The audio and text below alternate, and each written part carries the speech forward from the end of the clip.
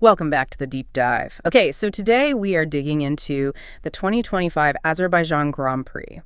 We've got the race highlights transcript here, and our mission, as always, is to sort of break down all that whirlwind action. Yeah, find the signal in the noise, basically. Because Baku, well, it delivered again, didn't it? It really did. And this transcript, it reads less like a simple race report and more like, I don't know, a thriller. You've got chaos, strategy falling apart. And sheer survival playing a huge part. It wasn't just about who was fastest, definitely not. Avoiding trouble was key. Absolutely. Okay, so let's really unpack this. We're talking about a Grand Prix where the championship leader, Oscar Piastri, he's out, like lap one out. Before he even really got going, crashed out. And yet somehow he walks away still leading the championship by a massive margin. It's kind of wild. It is. And on the flip side, you've got Williams grabbing their first podium in years.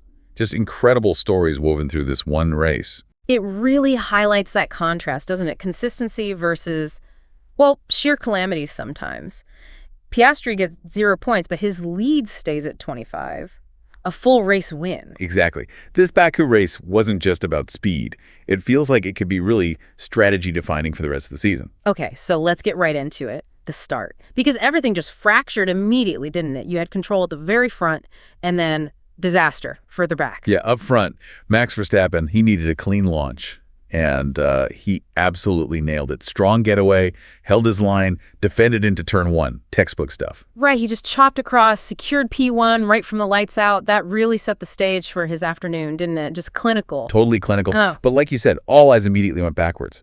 Because Oscar Piastri, wow, starting P9. And the transcript calls it a horrible getaway. Horrible doesn't quite cover it. It says he went absolutely nowhere, just bogged down completely, plumb last. And it wasn't just, a slow reaction. The notes detail something quite specific. He actually moved before the lights went out. Oh, right. I saw that. Then stopped dead, which points towards what they called a deep anti-tool issue. Okay, let's pause there. Anti-tool issue. For you listening, that basically means his launch control system had a major glitch. Exactly. The system designed to give the perfect start failed critically. He reacted, it failed, car hesitated, and that tiny movement before the lights, bang, instant penalty. A 5-second time penalty, just like that. So his race was already looking pretty grim. Completely compromised. Penalty hanging over him, stuck at the back. But then to actually crash into the barriers on the same opening lap. His first DNF of the season, too. Yeah, it was just the final nail. He went from P9, championship leader, to 0 points, a penalty for the next race, all in what? Under 2 minutes. Unbelievable. And while he's watching from the sidelines, the rest of the pack is just, it's Baku lap 1. Chaos. Standard Baku procedure almost. Yeah. You had Esteban Ocon involved in an incident, forced into an early pit stop straight away. That kind of set the tone. And we saw some real aggression right off the bat. Lando Norris, another title contender, he actually lost a spot early on to Isaac Hedjar in the Haas. Yeah, Hedjar got a good start. And then you had that really intense scrap between George Russell and Yuki Tsunoda starting to shape up. Oh, that was great stuff. Russell going late on the brakes, trying to force the issue. But Tsunoda's response, that was impressive. He just came straight back at him, retook the position on that very same lap, showed real fight. Definitely wasn't going to be pushed around. And then you had Kimi Antonelli join the party. Yeah, the rookie. Yeah.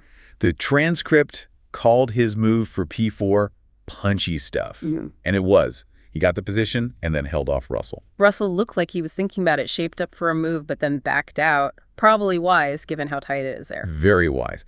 Antonelli showed good racecraft there, managing the situation perfectly. A really strong opening lap from him. Okay, so after that initial burst of chaos, things settled down a tiny bit, and the focus started shifting towards strategy, didn't it? Especially around the pit stops. Yeah, exactly. The safety car for Piastri's cleanup bunched everyone up, and the restart. Well, that became the next critical moment. And Lando Norris seemed to struggle there. The commentary was pretty direct, wasn't it? Something like, wakey, wakey, Lando. Yeah, it was quite pointed. It highlighted a lapse in concentration, really. He just seemed slow to react when the safety car came in. What happened exactly? He just lost ground. Yeah, lost momentum, lost ground. And Scheller, in the Sauber, was right there to capitalize. Made a clean pass. It wasn't about outright pace. It felt more like focus, which is unusual for Lando. And while Norris was having that wobble, we saw Isaac Hedjar starting to slip back, too. Right. He'd apparently reported throttle issues even before the race started, on the laps to the grid. Okay, that makes sense. So yeah, he started to fall down the order. Norris got back past him, and Lewis Hamilton also made a move, diving down the inside. That really set up the fight in the midfield as the pit window approached. Right, and this is where it gets really strategic. Pit timing.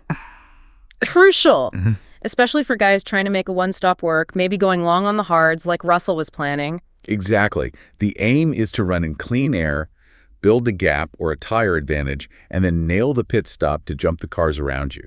The classic overcut or undercut. And McLaren, well, they didn't exactly nail it, did they? Norris comes in and boom, a 4.1 second stop. Ouch. Yeah, that's really slow in modern F1 terms. You're aiming for low twos, maybe 2.5 seconds max, that extra second and a half. It's an eternity when cars are pitting all around you. It's devastating, and the transcript makes it clear the consequence was instant. He came out of the pits, and just like that, Tsunoda, Liam Lawson, Scheller, they all just streamed past him. Wow. So that one slow stop cost him 3 places immediately. All that track position, gone. Completely gone. And what's really interesting is, right as McLaren is having this external drama, you've got this internal Red Bull family battle happening right there on track. Ah, Lawson and Tsunoda. Exactly. Lawson, who'd swapped into the Red Bull seat for this race. Right, third race in the main team for him this year? He used the DRS perfectly down the main straight, got the momentum, and made a clean move on Tsunoda to take P5. Nice move. Shows the dynamic between them, right? Both fighting for their futures. Absolutely. A really effective overtake, and it showed Lawson could really capitalize when the opportunity was there. Good for him, maybe not so great for Yuki at that moment. Okay, so while McLaren and Norris were recovering from that pit stop issue, George Russell was quietly putting together a really strong race. Yeah, Mercedes seemed to get it just right. The transcript mentions a great stint from Russell before his stop. Good pace, managing the tires well. And crucially, they followed it up with a tidy stop. That's the key phrase, isn't it? Clean, fast, no dramas. Precisely. That flawless execution, combined with the pace he showed before pitting, was the difference maker. And it allowed him to jump Carlos Sainz, right, who had been running ahead. Exactly. Sainz pitted, Russell pitted slightly later maybe, or just had better pace, nailed the stop, and came out ahead. Snatched P2.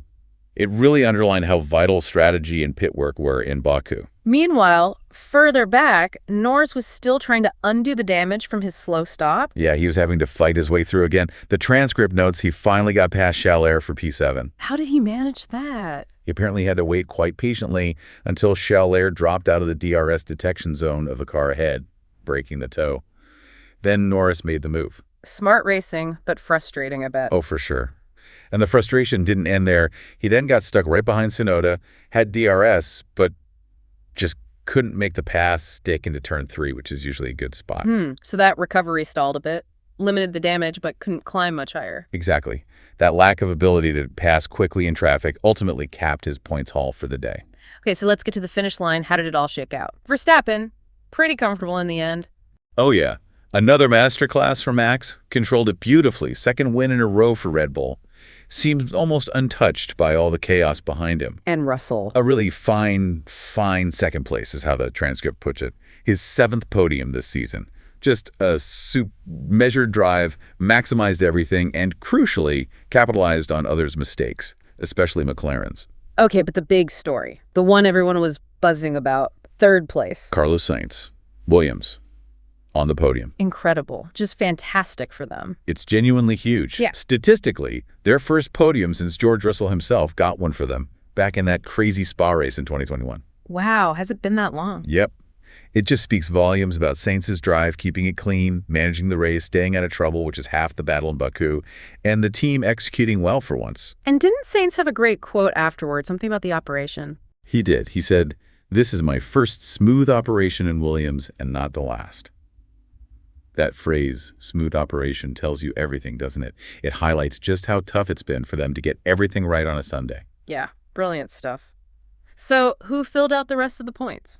Well, Antonelli, after that punchy start, held on for a fantastic 4th place. Great result for the rookie. Definitely. Then Liam Lawson backed up that mid-race move with 5th, his best ever F1 finish. Huge for him, especially beating Tsunoda. And Tsunoda. Tsunoda came home 6th, which was actually his best result of the season so far. Oh, okay. So good points for the Red Bull family there. Okay. Then you had Norris recovering to 7th despite everything. Hamilton 8th. Scheller held on for 9th. and Hadjar managed to grab the final point in 10th after those earlier throttle issues.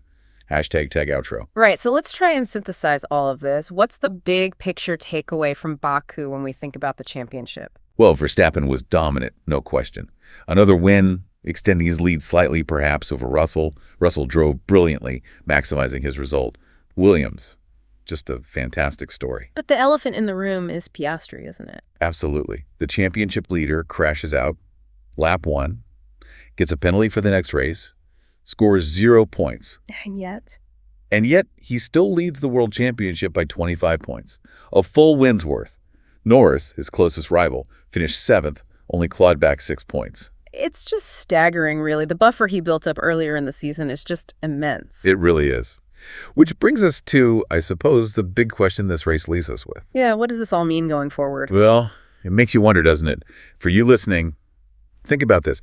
In a sport this competitive, how much does that massive early season points haul, that consistency, actually protect you when disaster strikes? Right, like can sheer bad luck or a reliability glitch completely derail you, or does that buffer count for more? Exactly.